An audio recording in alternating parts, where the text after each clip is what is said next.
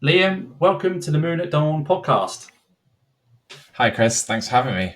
Yeah, it's great to get you back on our second podcast. New theme. But before we jump into the details, if you don't mind, perhaps give an overview of yourself and your current role.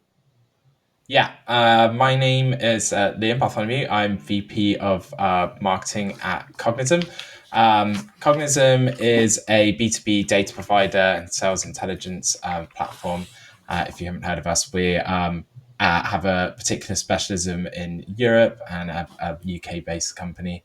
And in my role as VP of Marketing, I head up our content, demand gen teams, sort of design, website, and customer marketing teams here at Cognism. So everything that we do to go to market for new business and retention and expansion.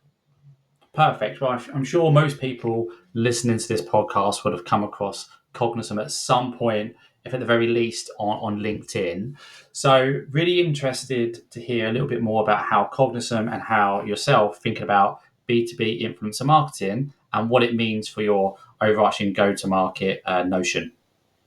I think when it comes to B2B influencer marketing, we kind of like dipped our toes in a couple years ago and really get involved in it. And what we noticed was like the that it was specifically in the segment where we play for like in our sort of sales persona segment, where we realized that we were creating content, but we were struggling to create content with authority and at scale.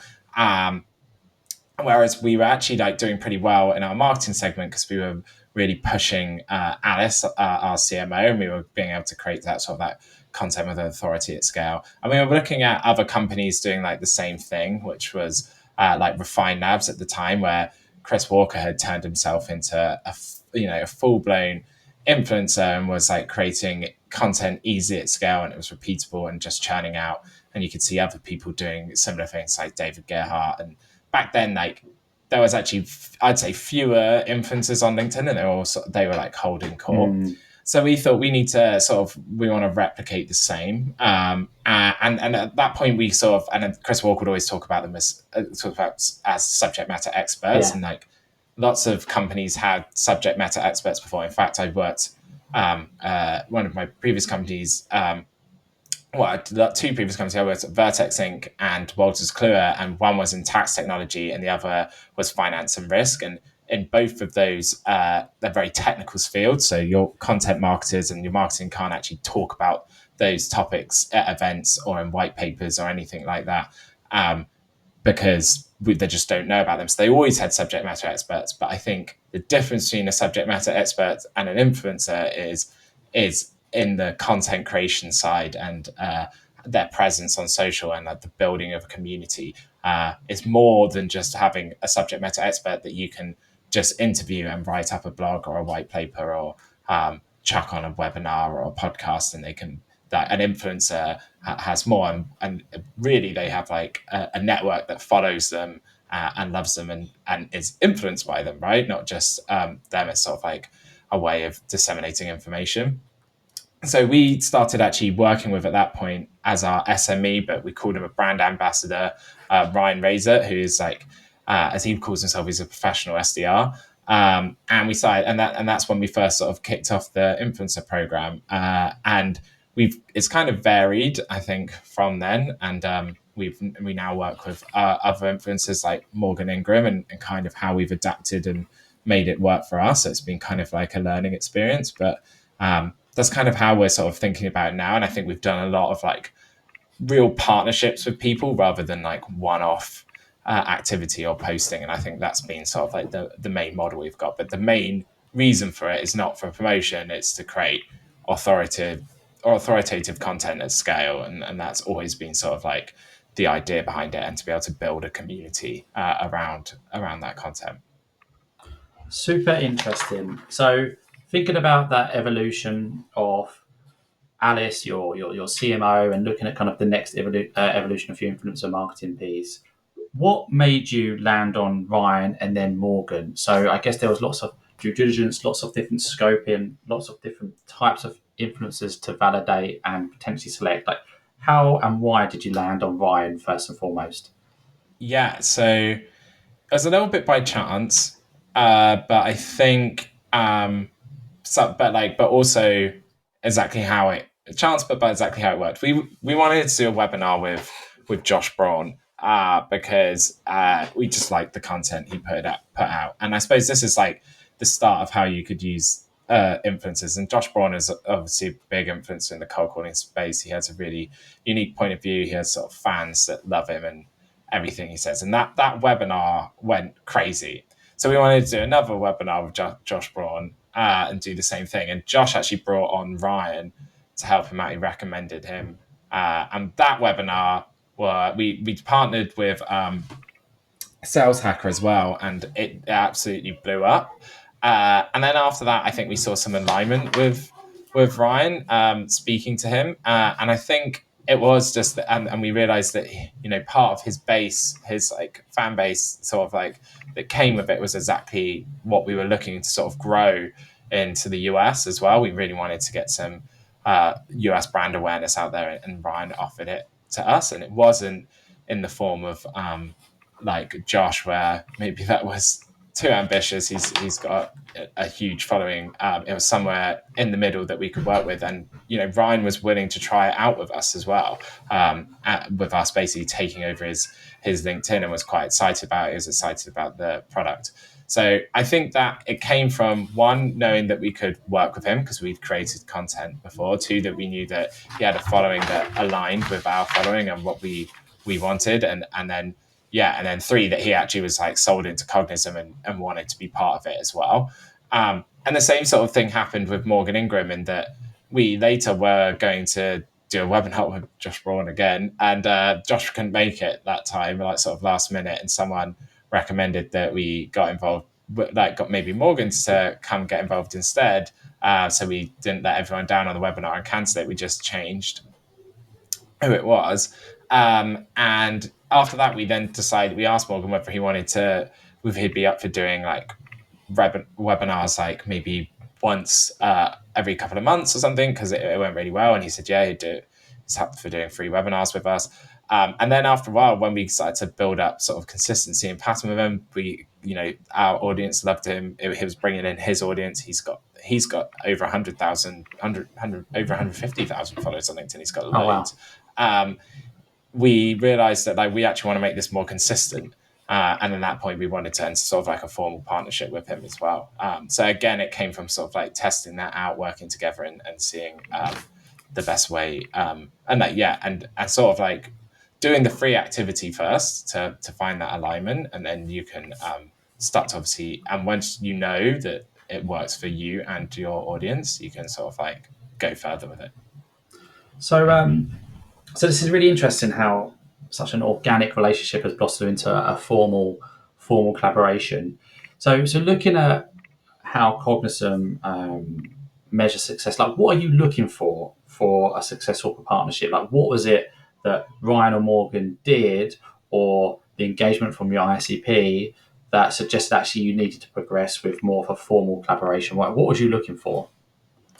Yeah, we were really looking for just like upticks in the performance of the content that we did put out. So and it kind of changes as well, as like right to what we're measuring, and we're trying to make sure we always align with then the influencer of what we're like trying to achieve at any one time. But like very much at the beginning, we just wanted to be able to. It was a lot of what we were measuring around was based on just content creation and then the engagement with that content. So we were measuring literally based on things like blog views, like subscriber rates to podcasts, also what guests we could get on the podcast, and using the influencers' ability to get new guests on. We had Gaetano Donardi run our marketing podcast for a while, and he managed to get loads of good guests on and like boost the profile of it.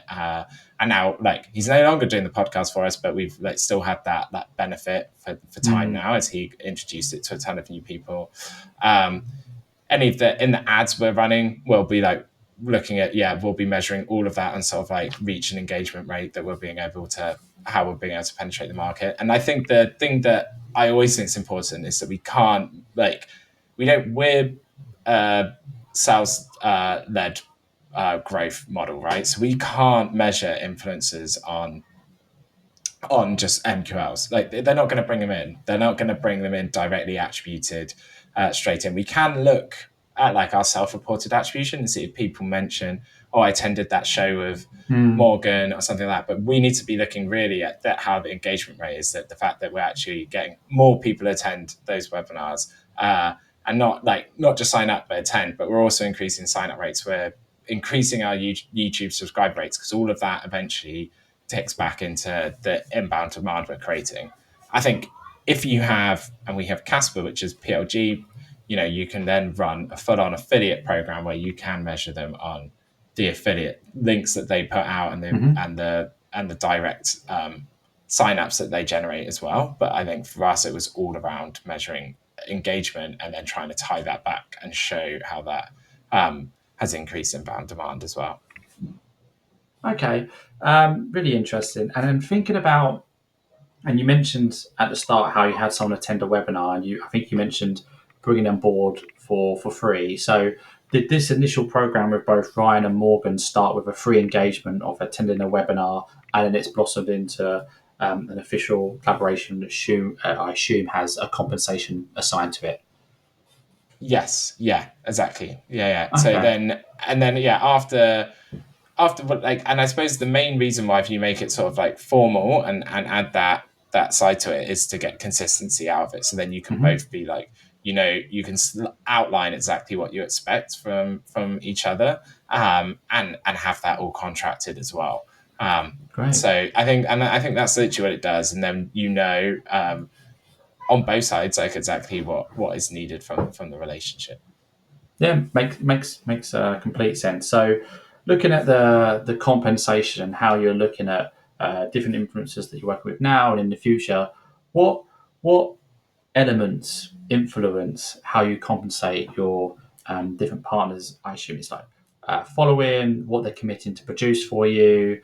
Is there anything else that you kind of tie to that compensation? Yeah. So to be honest, it's like always a negotiation. So I Hmm. think we have a lot on like based on the content production. So and like the value that will hold to us. And then we have and then what you also look at like the sphere that they can influence in. So then when we're reporting back to the influencer, we're looking at those engagement metrics, being able to report back the impact that it's had there. And I think that also provides then you an idea of like the value that they're bringing to the business. And in any ways that we can, we'll try and bring in like direct revenue impact as well where we can. So it might be people mentioning the webinars that they've been on in self-reported attribution. It might be that sometimes like we have Morgan actually help with in-op like situations where he comes on and does content with like companies in ops and stuff, so we can look at conversion rates in the funnel of those opportunities and things like that. So I think there's sort of multiple ways. I think at the beginning it's like, I don't know if there's like a solid like price book that I'd be like, this means that we'll give you that much. It's like in the same way that you would go up to a company that's offering to do webinars with you, if I was to be really basic, and they might give you a media pack and put a value on it. You kind of do the same, I think, with the influencer, and you have to come to an agreement there. And like, so it's not like we have like standard terms and thing and say one post is this much, and nor have I ever received that back in the same way. It's been kind of open, and I think you can, and probably in short, like in small like relationships, be like one post is X amount of dollars, Yeah. and it could possibly work, but in the way that we're working, it's a bit more of a partnership. So yeah, it's a bit more like, I suppose, hashed out. No, makes complete sense. And so I think with the position that Cognism in, they're far more recognised. You're a startup, but people will be more familiar with Cognism. You're a much more established marketing team. But for those folks that are perhaps early on in their journey, perhaps there's a one man band, octopus style marketeer doing everything, but they want to Mhm. venture into influencer marketing, perhaps don't have the budget. Is there anything that you would recommend? And I think you've alluded to it with perhaps the webinar piece, but is there anything that Mhm. you would recommend for those folks who are starting off who perhaps don't have the budget to work with some of those larger influencers? Yeah, I mean, I would be like, you don't need to be paying an influencer to work with you consistently and be part of your team. And that's basically what we've got, right? And then they're on Slack, they're basically there, and you get the value that you need. And it's like having someone that influencer be in the company, really. They join us for like content, like brainstorming calls, everything. Like it's great. But really, when we do some of our big launches of campaigns or products and stuff, we leverage influencers that we've just built relationship with. Maybe we've done odd bits of work with them before, or maybe we just have like done a lot of that relationship building on LinkedIn through other people, and then you can actually get them to like do the stuff for you for free, and it's all just based on a mutual relationship, and it might come back the same way. I think when we did a campaign where we obviously which was the Diary of a CMO, which was Mm, a book that Alice wrote, and then we launched all over LinkedIn, and we activated it through a ton of influencers, and most of them were just based on relationships. We worked with Gaetano on our SEO. We work with him as an SEO consultant, and we did a bit of like we'd had done some influencing with him as well before, but then we also got we worked with Todd Klauser and Abed Durrani on our content program, but we're no longer working with them at that point, but we still had that sort of relationship. And then through that, we were able to push it out through some people from Refine Labs as well that we'd previously worked with. And then they and each of them all introduced us to other people who are willing to promote it if we sent them a copy of the book. So we sort of like grew and blew that up. And it's exactly the same way when we've tried to activate different sales campaigns that we're planning to launch as well. So there's actually going to be a launch of another campaign, I think, well, later this half of the year, and we're going to run that same idea and sort of get it promoted with by influencers for free. And it's kind of a bit like, I'll scratch your back, you scratch mine. You might go on there, mm, put people on their podcasts. You might join a webinar with them, and it just becomes a big network. And I don't think it all has to be paid for at all. I think the paid for bit to me brings consistency. mm. Otherwise, you can actually get a lot just from building a network. Yeah, I think this network influencer effect, I think is going to be play a more prominent role over the next 6, 12, and 18 months. And more brands are going to be leaning into building their own in-house committee of influencers that they can engage exactly how you how you Mm-hmm. reference. So in the absence of a free book or that wider presence, like what else you think can you do to kind of entice those folks to be part of that network? Because trying to get someone to engage for free when there's not an obvious compensation benefit is a little bit trickier. So for perhaps a more unknown brand, what is it you think you could do to kind of entice those people? Was it being part of content, helping them with their PR, participating in articles, being part of that kind of content engine? Is that what you think you need to lean towards to get Mm-hmm. those early advocates as part of your program?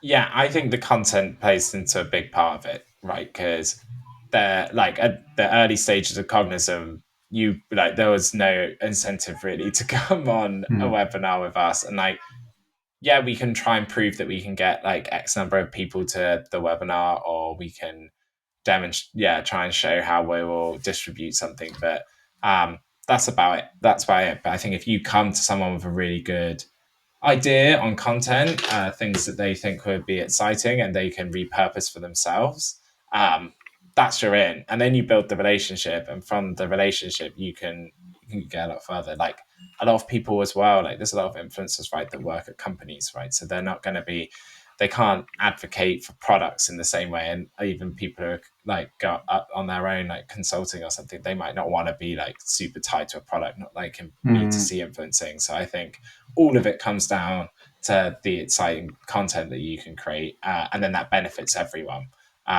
no matter if you're a small company or not, because they'll use that content with their reach, and what you want to do is then benefit from it. So as lame as that sounds, probably to say it's content, but which No, everything's 100%, content, I think 100%. that's the end. Um, Yeah.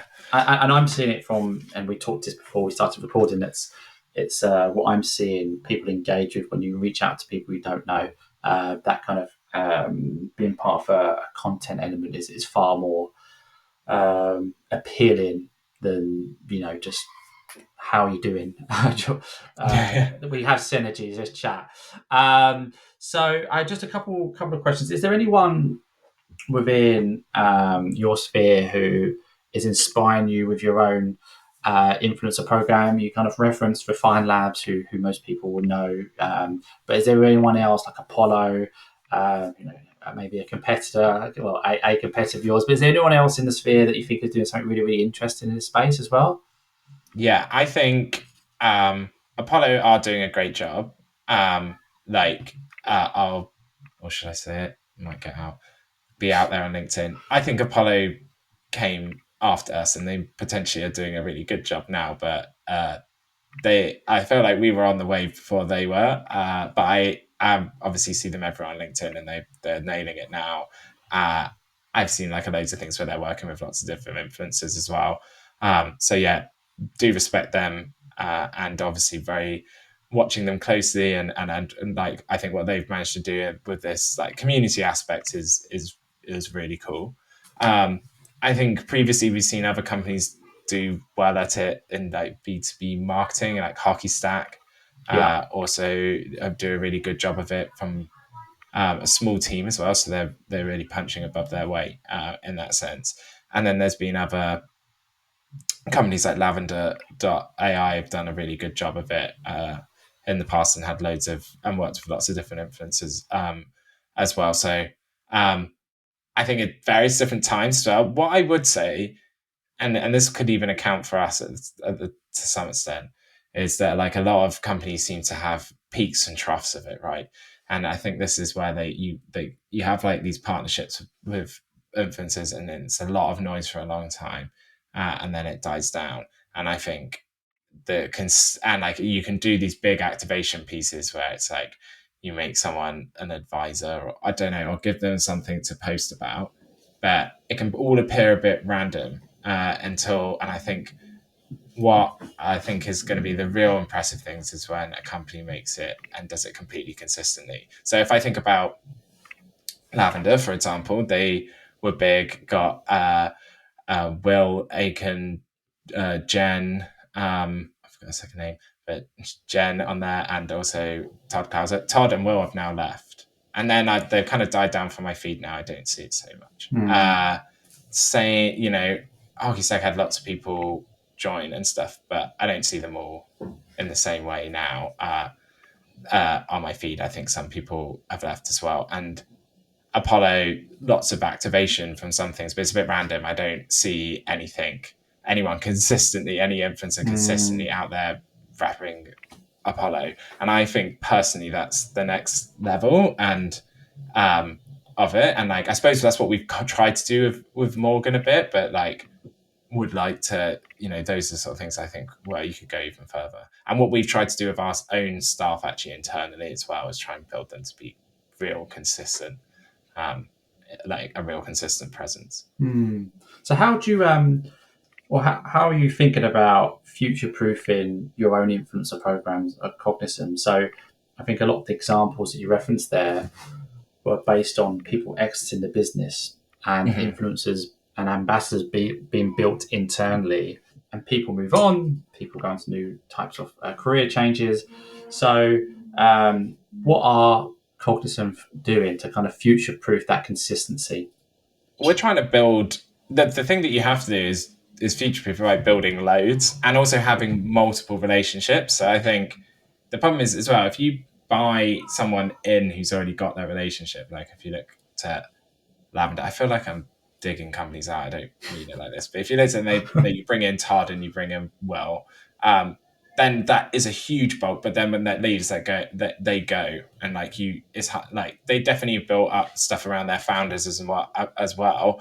But that feels like a big loss. I think what we're trying to do is build like from the ground up multiple people in the departments, and you might see like we've got RevOps, sales, marketing being our key personas, and we've tried to build up me, Fran, Alice, Chambek when he was with us, but now he's gone to Hockey Stack. It's like we still got the other three of us, so it's okay. And then we've got like Dave Bentham in sales, plus James, our CEO, posting, plus John Eilert, who's VP of sales, and then we're building out all of these profiles at the same time. And for operations, we've got our COO posting now. We started posting from our head of RevOps as well. So it's like you kind of like spread your risk and spread your bets, and then you can and then work with externals as well. So we've worked with many different externals over the time, but hopefully when people have moved on, done their own things, like Brian moved on,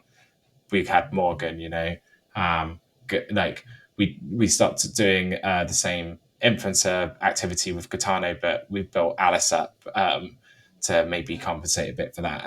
And even though we still work with Gitano anyway, so I think there's ways of spreading your bets. I hope anyone listening is taking notes, because I certainly am. One final question before I let you go.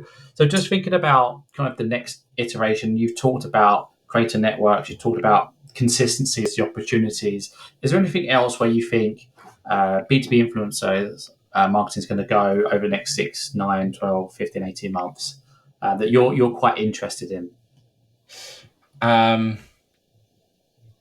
Yeah, I think I'm not sure actually. I feel like I felt like I feel like it's becoming more and more prevalent. I feel like at least now people are, and we see companies that doing it well, doing it really well, and starting to like and make an impact. Yeah, like the Apollos, like Hockey Stack.